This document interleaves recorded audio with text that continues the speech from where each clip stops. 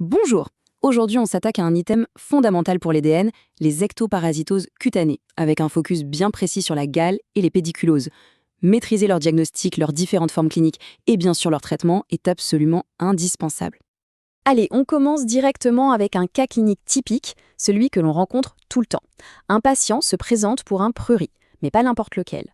Un prurit féroce avec une recrudescence nocturne, ça c'est un indice capital, et qui tousse aussi son oussa partenaire. Alors, quelle est la toute première hypothèse diagnostique à évoquer? Sans hésiter, la gale. On va voir ensemble précisément pourquoi. Voici le plan qu'on va suivre. D'abord, l'introduction et la physiopathologie. Ensuite, on verra comment faire le diagnostic de la gale, puis un point sur ses formes cliniques et ses complications, très important. On enchaînera avec la stratégie thérapeutique. Après la gale, on abordera les 3 types de pédiculose. Et on finira par une synthèse comparative essentielle pour le diagnostic différentiel. On entre dans la première partie dédiée à l'introduction et à la physiopathologie. Pour vraiment bien comprendre ces maladies, il faut d'abord connaître les responsables. On va commencer par l'agent de la gale, qui est un acarien microscopique, le Sarcoptes scabiei hominis. Alors, la gale humaine, c'est quoi? C'est une infestation de la peau par cet acarien qui est strictement humain. Le point fondamental à comprendre, c'est vraiment la dualité de la clinique. Il y a d'un côté les signes qui sont directement liés à la présence du parasite dans la peau, et de l'autre, une réaction immunoallergique de l'hôte.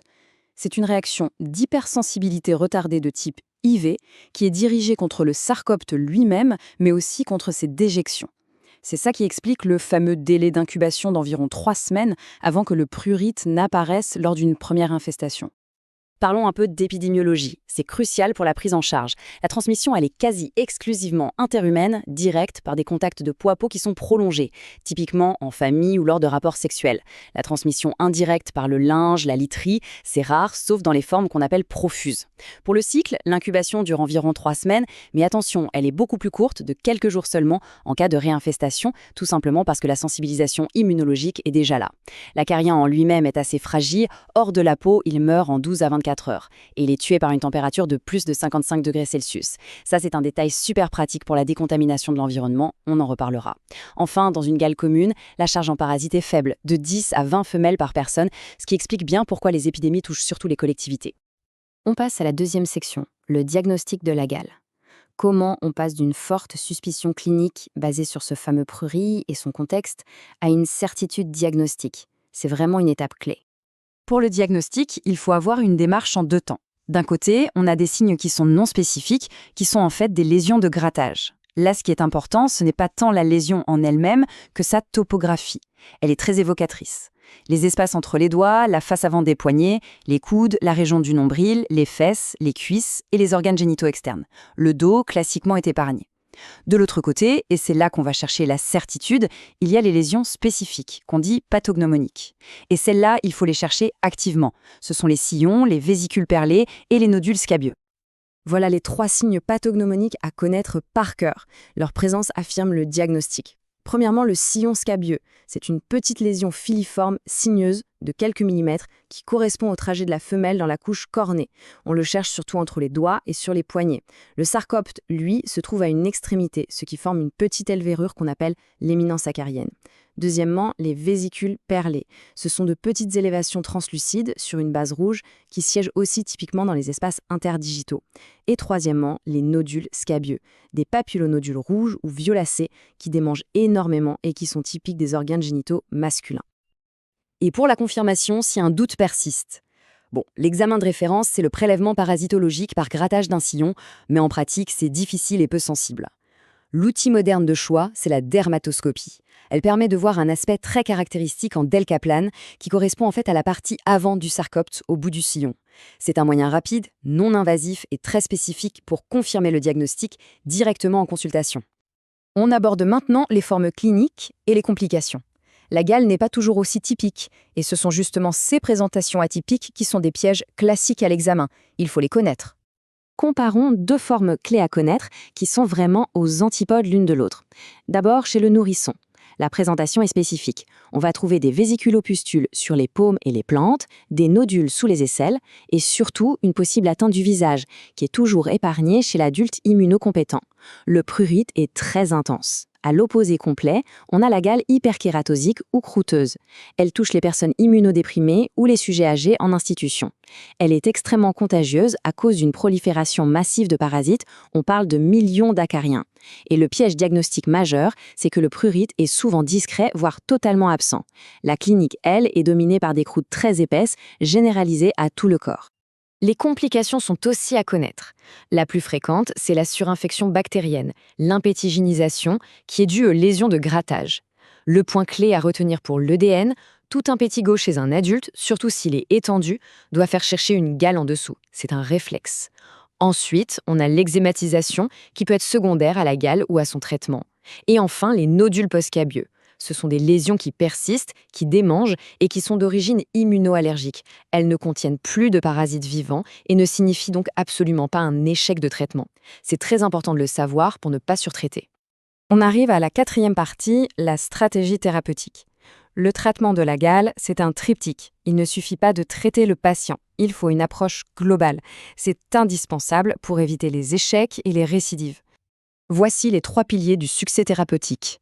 Primo, traiter le patient pour tuer les parasites. Secondo, et c'est un point fondamental, traiter en même temps tous les contacts proches, famille, partenaires sexuels, même s'ils n'ont aucun symptôme à cause de la période d'incubation. Tertio, gérer l'environnement. Il faut décontaminer le linge, la literie, les vêtements pour empêcher une recontamination. Si on omet un de ces 3 piliers, c'est l'échec quasi systématique. Pour le traitement du patient lui-même, on a 2 grandes options, qui peuvent d'ailleurs être associées dans les formes sévères. D'abord le traitement systémique par ivermectine, par voie orale, à la dose de 200 microgrammes par kilo. Le point crucial, c'est qu'une seule prise est insuffisante. Il faut impérativement une deuxième prise, 7 à 14 jours plus tard, pour tuer les acariens qui seront nés des œufs entre-temps.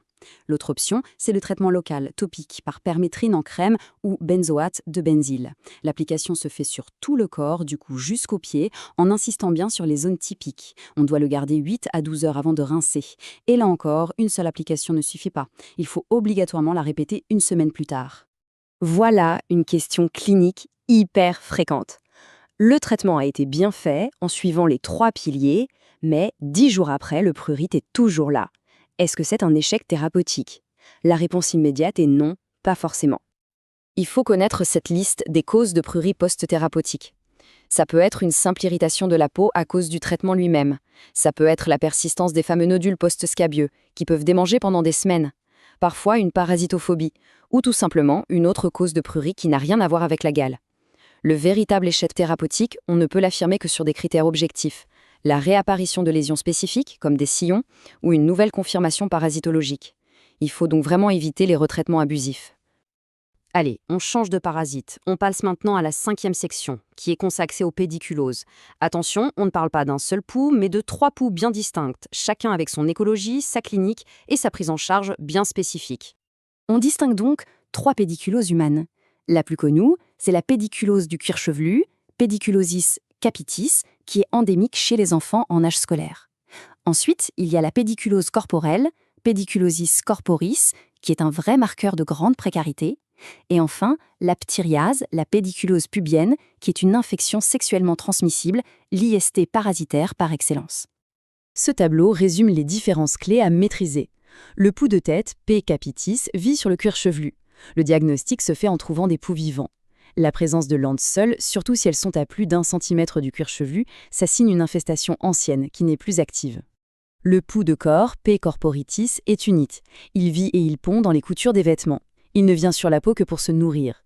Le diagnostic se fait donc en inspectant les vêtements du patient, pas sa peau. Sa transmission est liée au partage de vêtements et de literie. Enfin, le pouls du pubis, le morpion, Phtyrus pubis, vit fermement accroché à la base des poils pubiens, mais il peut aussi aller sur d'autres zones de poils de rue comme les aisselles ou les cils. C'est une IST, donc sa découverte impose un dépistage des autres IST chez le patient et ses partenaires. Ça, c'est le point de distinction fondamental et un item majeur pour les DIN. Le pouls de corps n'est pas seulement un parasite, c'est un vecteur de maladies bactériennes graves.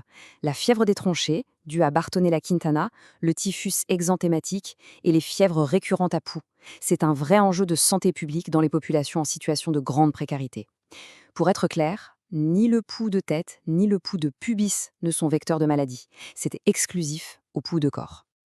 Et voilà, on arrive à la section finale, la synthèse.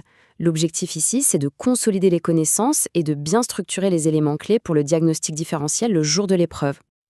Allez, synthèse flash, haute densité. Gale, on pense prurite interdigitale et génitale, sillon pathognomonique. Pouls de tête, prurite derrière les oreilles et sur la nuque, diagnostic en trouvant des poux vivants. Pouls de corps, prurite du tronc, contexte de précarité, diagnostic sur les vêtements. Pouls de pubis, prurite pubien, morpion immobile à la base des poils. Transmission indirecte, rare pour la gale, mais commune pour le pouls de corps. Association aux IST, la ptyriase est une IST, la gale est un facteur de risque. Et enfin, vecteur de maladie, le pouls de corps est uniquement lui. Pour conclure, une question de synthèse pour appliquer tout ça. Une épidémie de prurite intense est signalée dans un EHPAD. Quelle est la stratégie complète de santé publique à mettre en œuvre ? Il faut raisonner en termes d'agents le plus probable, de diagnostic clinique dans cette population fragile, de stratégie de traitement de masse qui inclut les résidents et le personnel, et de gestion rigoureuse de l'environnement. C'est ce type de raisonnement global qui est attendu. Merci de votre attention.